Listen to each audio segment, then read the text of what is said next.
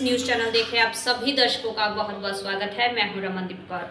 इस वक्त की बड़ी खबर आ रही है प्रयागराज से। क्या है पूरा मामला, देखने के लिए बने रहिए हमारे साथ। कानपुर में स्कूल के बगल में शराब के ठेके के खिलाफ दाखिल जनहित याचिका इलाहाबाद हाईकोर्ट में दाखिल 5 साल के बच्चे की अर्थव की जनहित याचिका पर सुनवाई हुई है। कोर्ट ने जहां राज्य सरकार से जवाब मांगा था तो कोर्ट में राज्य सरकार ने कहा शराब का ठेका 30 साल पुराना है, जिस पर कोर्ट असंतुष्ट दिखाई दी और कहा कि स्कूल भले ही 2019 में खुला हो मगर हर साल नवीनीकरण कैसे हो रहा है। साथ ही अब इस मामले में फ्रेश तरीके से 28 अप्रैल को सुनवाई होगी।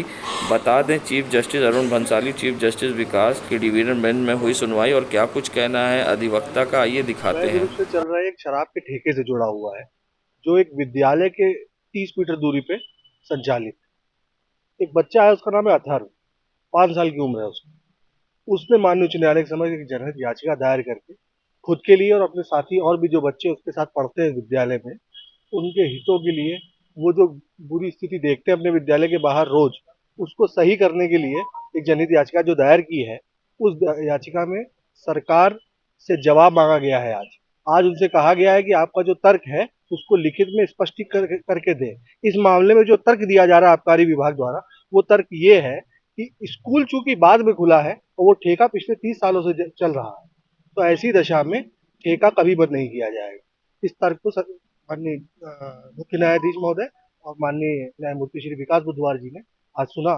उस तर्क को उन्होंने खारिज किया और कहा है कि आप एक डिटेल काउंटर एफिडेविट यहाँ फाइल करिए और जो दुकानदार है, जो अनुज्ञापी है इस दुकान का, उसके अधिवक्ता भी आज मौजूद आए अदालत के सामने। उनसे भी कहा गया है कि जवाब लगाएं।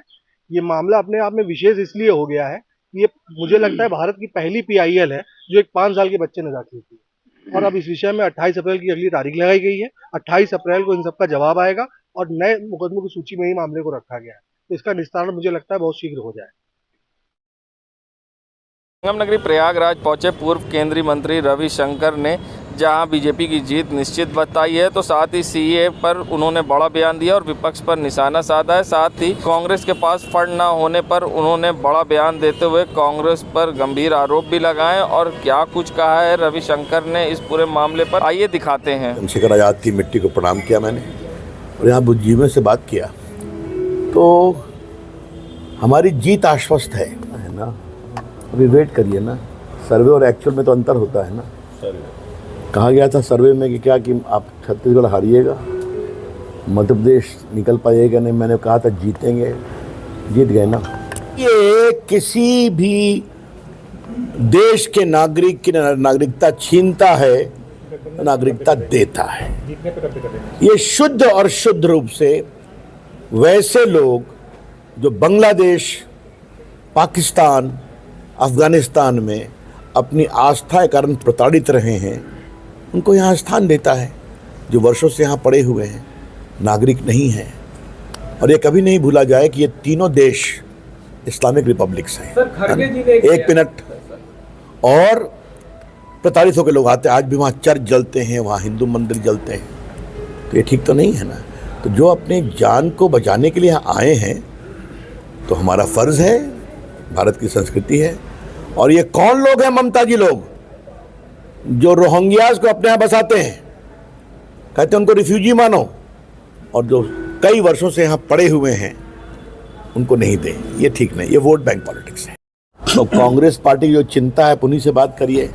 मुझे क्यों कह रहे हैं? दिक्कत है कि उनकी जब राजनीति के जमीन पर साख नहीं बचती है तो चंदा नहीं मिलता होगा, पहले तो बहुत मिलता था। धन्यवाद।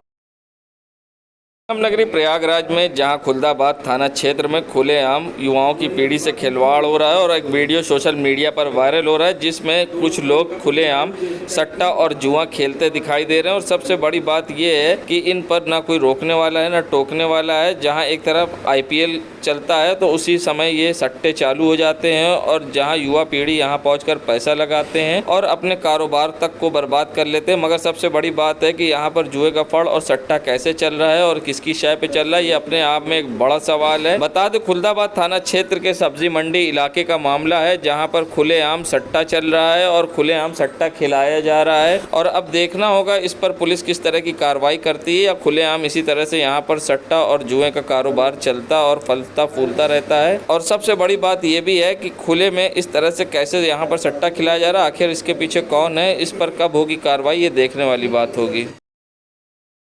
संगम नगरी प्रयागराज में लोकसभा चुनाव से पहले जहां भाजपा की एनडीए सरकार की बढ़त हो रही है 80 सीटों पर, तो ऐसे में अब एमआईएम के प्रदेश प्रवक्ता मोहम्मद फरहान ने निशाना साधा है। कहा है कि एनडीए की 80 सीटों पर बढ़त के जिम्मेदार कांग्रेस के राहुल गांधी और सपा के अखिलेश यादव हैं। दोनों बुद्धिहीन और नेत्रहीन हो चुके हैं। और साथ ही निशाना साधते हुए दोनों को क्या कुछ कहा है एमआईएम के प्रदेश प्रवक्ता ने, आइए दिखाते हैं क्या कहेंगे। इसके लिए माननीय राहुल गांधी जी को और माननीय अखिलेश यादव जी को, एनडीए को धन्यवाद देना चाहिए कि आज इन्हीं दो नेताओं की वजह से एनडीए उत्तर प्रदेश में 77 सीटें हासिल कर रही है, क्योंकि इनकी नाकामी ने एनडीए को 77 सीटों की बढ़त ओपिनियन पोल में दिलाई है। और मैं ये जानता हूँ, ये दावे के साथ कहता हूँ, इनकी नाकाबिलियत और इनकी नाकामी उत्तर प्रदेश के अंदर भारतीय जनता पार्टी को 80 में से 80 दिलाएगी और तिबारा